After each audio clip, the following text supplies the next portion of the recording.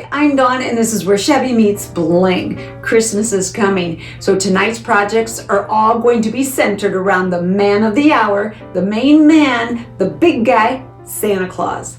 You are watching Ho Ho Ho, It's the Holidays. I would like to thank my co-hosts Monica from Up All Night DIY and Martina from The Secret Craft Room. You're going to find the links to their channels in this fabulous playlist in my description box below. So I thrifted these trophies. I thrift trophies all the time. Last time I thrifted trophies, I made some other things out of them. I'll leave the link to this video in my description box. But I thrifted these just this last June. And Christmas was coming shortly. Christmas is always coming shortly. So I grabbed them. I grabbed them for $1 each. And I knew almost instantly what I was going to do with them. And always, step one, disassemble. Disassemble these little trophies. Get off of there, Santa. After disassembling, I needed to remove the screws out of the bottom of the trophy top. And even though they were spinning, that's all they did. They just spin and spin and spin, just spinning. This one wouldn't move at all. So I gave up, and instead of wasting more time, it's off to the garage and the Dremel. That'll take care of it. As you can see, they are now flat-bottomed Santas. No more screws. And the first step before I paint, I am coating him thoroughly with matte Mod Podge. I find that a lot of times if you cover something that has a shiny surface like this with Mod Podge first, it helps the paint adhere a little bit more, because sometimes it just kind of peels right off, and we don't want that. So this Santa will get coated in Mod Podge, and then his twin brother, Santa Claus, will get painted with a nice coat of Mod Podge as well. Our Mod Podge is dry, and now we are going to paint these little guys. One of them is going to be a beautiful green, and one is going to be a gorgeous deep red. Now, this green is called Mossy Meadow. It is a folk art matte by Plaid. It is so pretty. It's soft and muted and rather vintage. Now that our green Santa is complete, we move to his twin brother. And he is getting painted that red I told you about, which happens to also be a Plaid paint. It is apple barrel matte as well, and it is called Flamenco Red. It looks brighter on camera than it does in real life. It is a muted red as well. And we'll see if it picks it up or if it's just the light that shows this, but these two colors together look super vintage. I'm absolutely loving it. Each Santa will get 2 coats of paint to make sure that tacky gold is totally gone. Both the Santas have been completely painted except for that little base, and I am painting the little base with a black chalk paint. And it was also covered with the Mod Podge to begin with, so the chalk paint should cling to it nicely, and each of the Santa bases will both get coated a couple times just to make sure that once again that gold is gone. All of the paint is dry on both of the Santas, so now I am using Mod Podge to seal them. And I may give them 2 coats of Mod Podge, I'm not sure yet. It depends on how he looks once his first coat is dry. I found this little napkin holder while I was thrifting, and I thought it would be a great place for my Santas to stand in those 2 little cutout areas where you would put a salt and pepper shaker. I thought, oh, perfect. This is going to plan just like I had it in my head. Not really. I'm disassembling. Step 1, always disassemble. And then I am going to clean this thing up. I'm going to get those little stoppers off the bottom, the little pads, because there's only 3 of them, not 4. And I'm gonna get the stickers off. Oh, by the way, this was only $1. This was $1. A nice solid wood napkin holder for $1. And the worst part of cleaning this up is all that sticky business left behind by the packing tape. So I get it cleaned up and then I give it a good sanding because you know we're gonna paint this thing. Of course we are. We are going to paint it. I will be using the same color palette as I did on my Santas.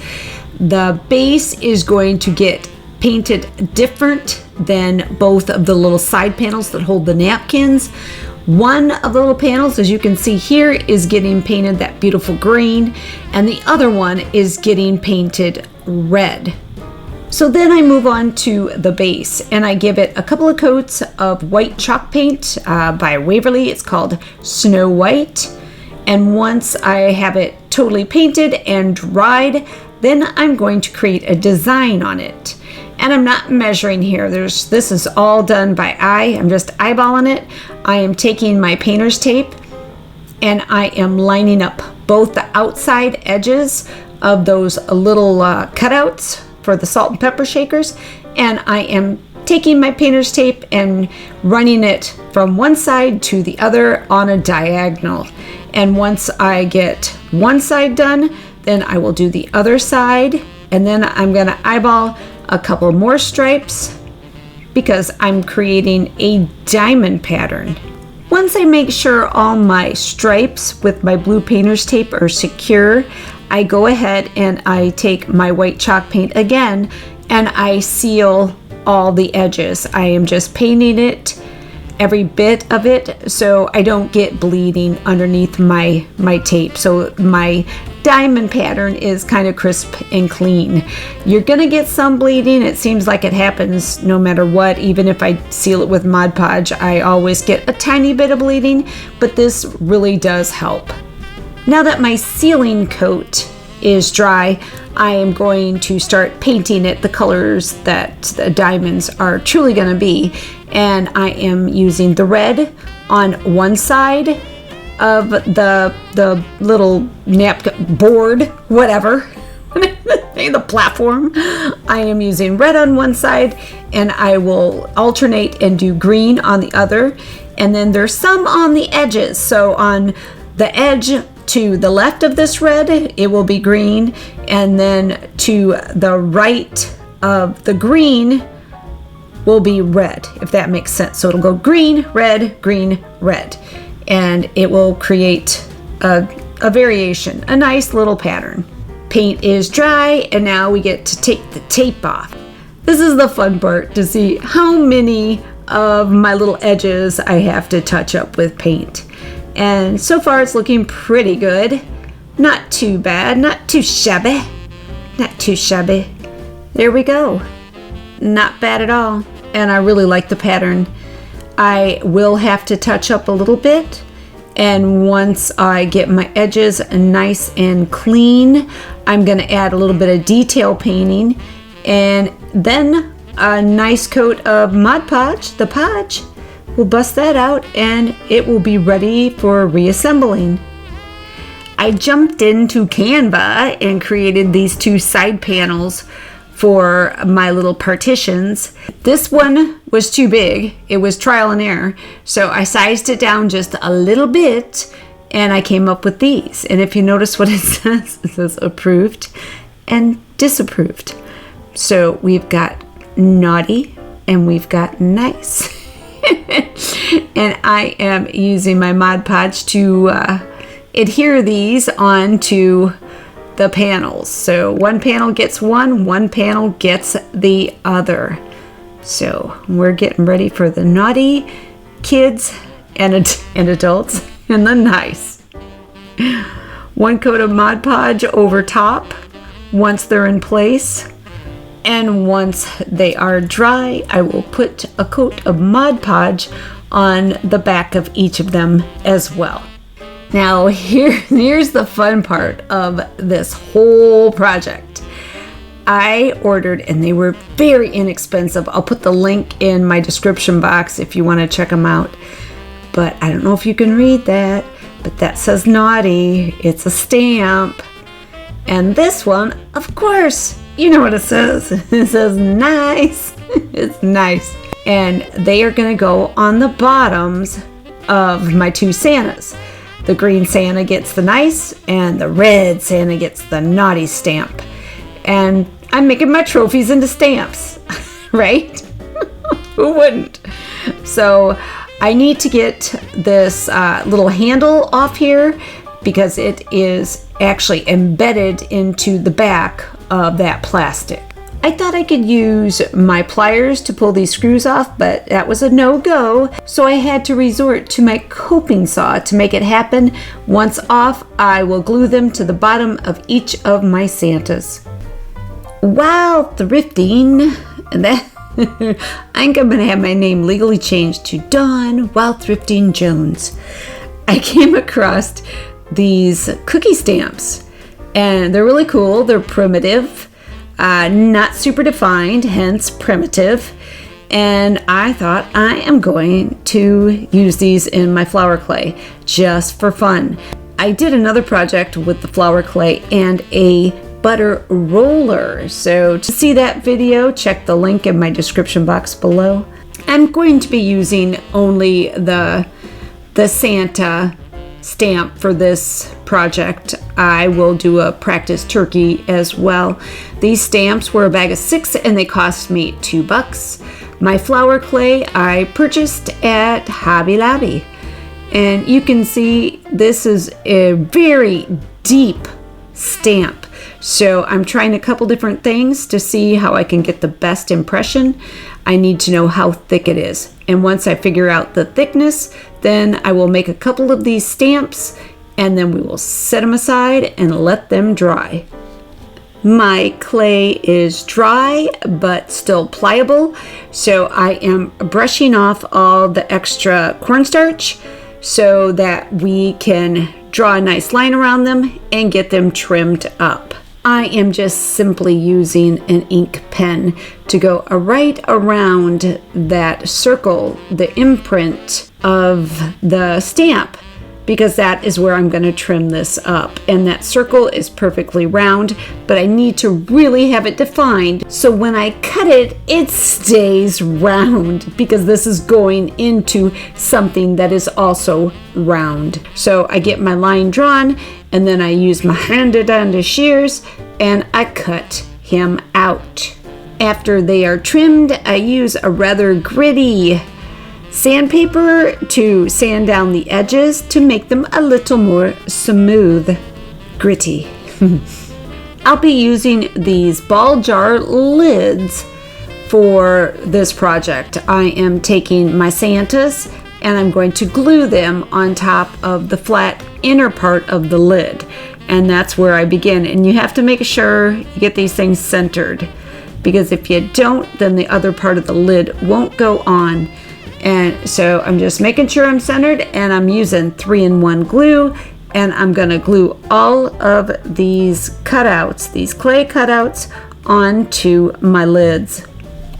Once my cutouts are glued and the glue is dry, I will then glue them to the top part of the lid. You can see they have glued in there very nicely, and now I'm going to coat every bit of these things in the Mod Podge, a little Mod Podge on every one to seal them, and then we will paint. I get to paint these things.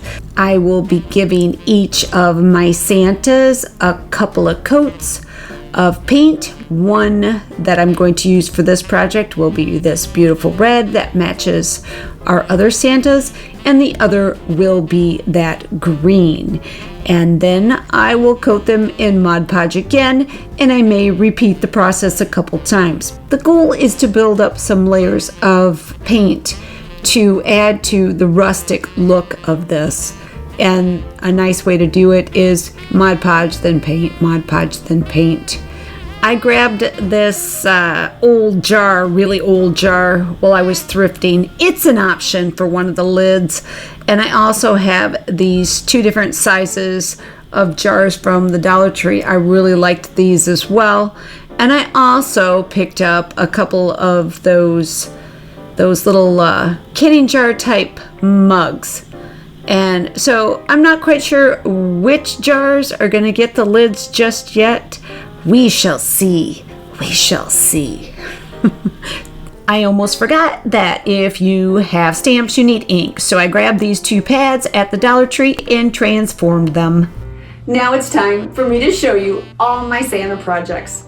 I hopped back into Canva and created a little label and then added some glitter, and now look how much better and festive our ink pads look. As you can see, our stamps truly work. These 2 kids have been deemed nice. These letters will now be forwarded to Santa's office, so these kids will be put on the nice list. Here's our jar lids. Looking like one piece, they look like porcelain.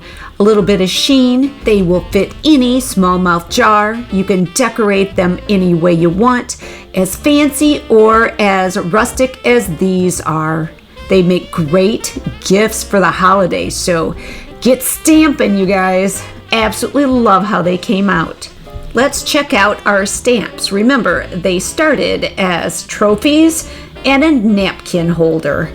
No longer a napkin holder, now a little perch for our little naughty and nice Santas. This side will hold the naughty Santa. This side will hold our nice Santa. I'm really pleased with the semi-retro design of the base of our little perch, and I love the colors. So muted and yet very, very festive. Here you get a really good look at their little perch and how they look standing on their perch. The little niches for the salt and pepper shakers really came in handy because they stand up absolutely perfect even though the bottom of the stamps are uneven. I hope next time you see a trophy or a napkin holder, you'll look at them a little bit different and maybe figure out a cool way you could use them as well. Thanks again to Monica and Martina for joining me in Ho Ho Ho, It's the Holidays. You're going to find the links to their channels and this playlist in the description box below. I hope you enjoyed this video. If you did, give it a like, share it with your family and your friends, and anyone that likes thrifting, repurposing, DIYs, and Christmas decor. You can follow me on Instagram, and don't forget to check out my shop on Etsy. Ring the bell for notifications of all my upcoming videos. Leave me a comment because I would absolutely love to hear from you. Don't forget to subscribe. It's a great way to support my channel. But for now, this is Dawn with Shabby Meets Bling. Thank you so much for watching, and we will see you next time.